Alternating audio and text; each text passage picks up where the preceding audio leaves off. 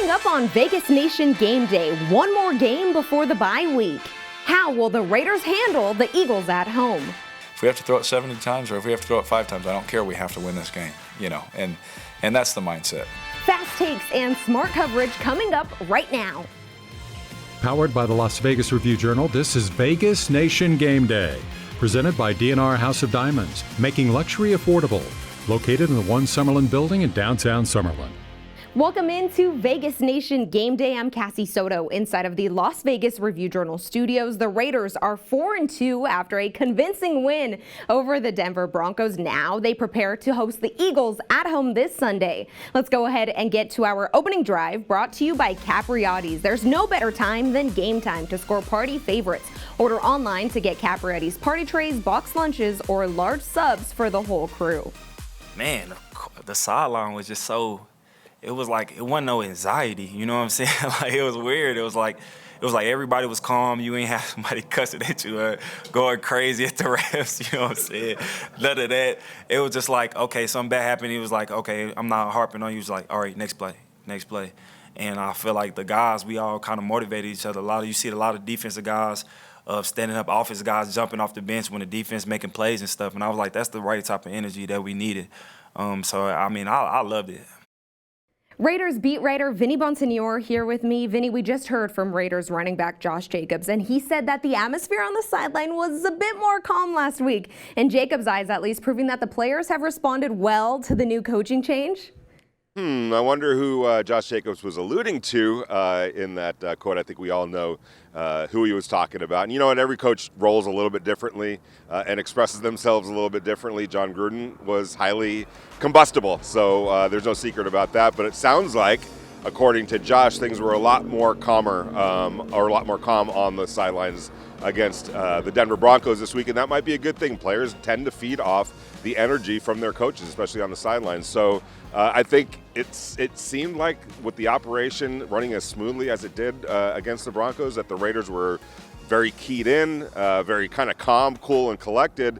And maybe that did come from the energy that was being expressed on the sidelines by new interim coach Rich Bisaccia and his staff.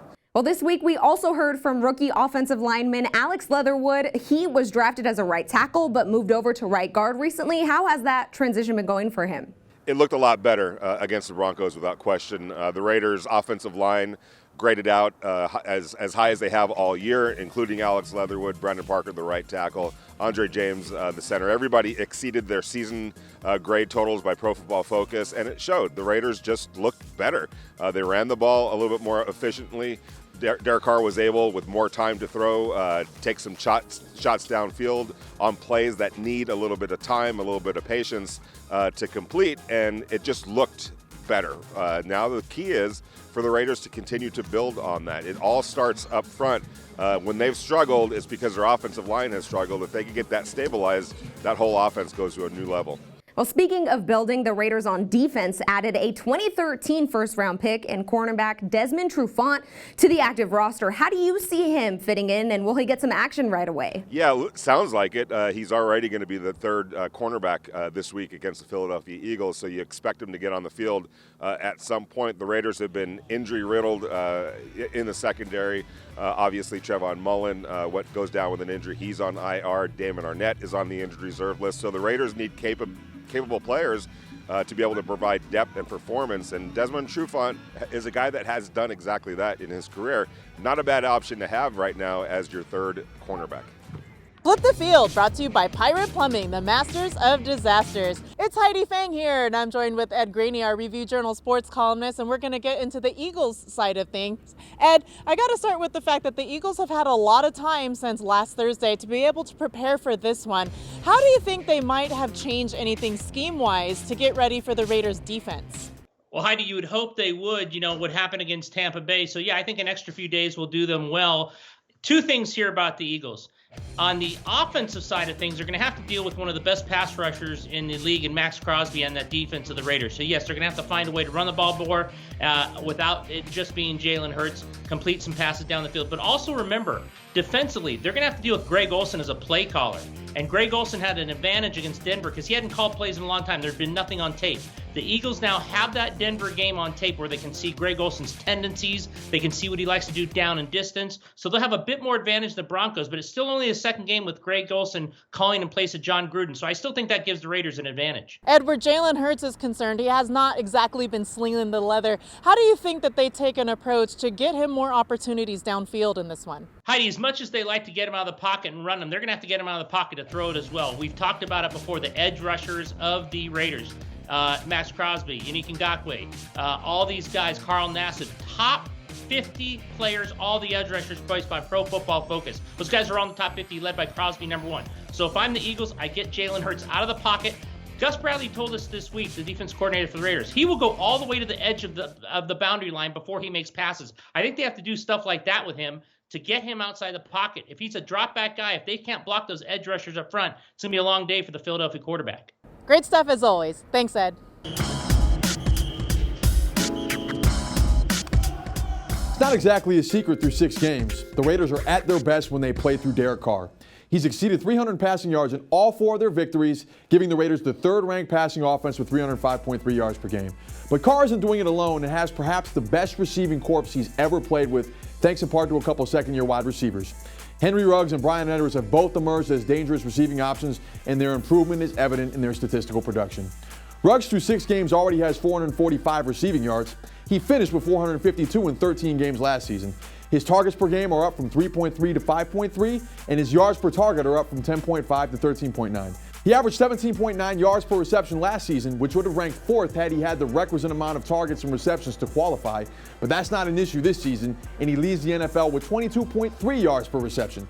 Edwards, meanwhile, was a virtual non-factor last year after battling through a series of nagging injuries, but he too is a potent downfield threat and ranks 3rd in yards per reception at 20.2. He's also averaging 50.5 receiving yards per game compared to 16.1 last year, and has as many receptions, 15, as he had targets in all of 2020. The second-year tandem complements the skills of tight end Darren Waller and slot receiver Hunter Renfrow, giving the Raiders one of the most complete pass-catching cores in the league. The offense could be tested Sunday, though, against the Philadelphia Eagles team that is stout defending the pass. They rank 5th in passing yards allowed per game, allowing a paltry 211.8 yards per game. Can Ruggs and Edwards help the Raiders explode? They have so far, and we'll see Sunday. I'm Sam Gordon, and that's the story by the numbers. D&R House of Diamonds is Las Vegas's elite private office jeweler, the perfect bridge between internet pricing and a traditional brick-and-mortar jewelry store. We specialize in loose diamonds, natural and lab-grown, engagement rings, fashion jewelry, custom design, and jewelry repairs. We operate by appointment in our beautiful offices in the One Summerlin building, downtown Summerlin. Our great relationships with the world's largest diamond wholesalers and our low overhead saves you hundreds, if not thousands, on your purchase. Vegas Nation Injury Brief, sponsored by Not the Injury Law. Perhaps the shortest injury report of the season for the Raiders, who are relatively healthy going into Sunday's game against the Eagles. I'm Adam Hill at the team facility in Henderson. One player has an injury designation this week. It's Nick Bowers, tight end. He is out with a neck injury. They'll reassess his status in the next couple of days, probably decide whether or not he goes on IR. But that's it. No other injury designations on the team. On the other side, Lane Johnson returns from his leave of absence from the team. He had missed the last 3 games. He'll start at right tackle and go head-to-head with Max Crosby, a big assignment for Lane Johnson in his return. And Dallas Goedert, I know a lot of fantasy players very interested. His first game as the only tight end with the Eagles. He will play. He was been on the COVID list. He was activated, got a limited session today, and he will go on Sunday. So pretty healthy for both teams going in to Sunday's game at Allegiant Stadium. I'm Adam Hill from the team facility in Henderson. Vegas Nation Fan Zone, sponsored by your Southern Nevada Toyota dealers. Toyota, let's go places. If you're in town this weekend and still looking for somewhere to watch the Raiders take on the Eagles, Vegas Nation's Kevin Cannon might have a spot for you. What up, Fan Zone? This week, the Vegas Nation truck takes us to the venerable Stage Door Casino here with Randy Markin, the GM of Stage Door. Tell me about your bar. Our bar's been here since 1976, 45 years. When Sinatra would play up at Caesars, he came in here every night after his second show, him and Jilly Rizzo and the boys, and I'd set him up. I noticed you have a Raider Nation van out there. We have a Vegas Nation truck. Maybe we could drag race. We will win. We will win. We have a souped-up engine in the Raider Nation fan. You got a bunch of Raider Nation memorabilia around here from all three locations, LA, Oakland, and Las Vegas. Yes, we have it from everywhere, and we're getting a lot more from Las Vegas. It's been a lot of fun because we get a lot of the super fans and a lot of the players come in here also. We were coming to Stage Door before, and think about it. My team came to Vegas, and then my favorite bar became a Raider bar. I like to drink specials, I like the environment, and I do like the hot dogs. They call you Ricky's East. Can you tell me what that's all about? Well, you know, Ricky's was the big bar up in the Bay Area for all the Oakland Raider fans. And since they're not there anymore, we became the local hangout because we're like Ricky's.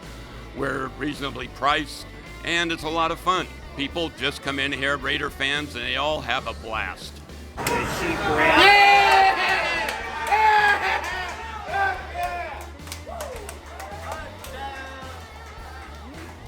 We appreciate you tuning into Vegas Nation Game Day. We hope you can join us for Vegas Nation Game Day live at 11:25 a.m. on Sunday, an hour and a half before the Raiders host the Eagles for Week 7. For our entire Vegas Nation crew, I'm Cassie Soto. Thanks for watching.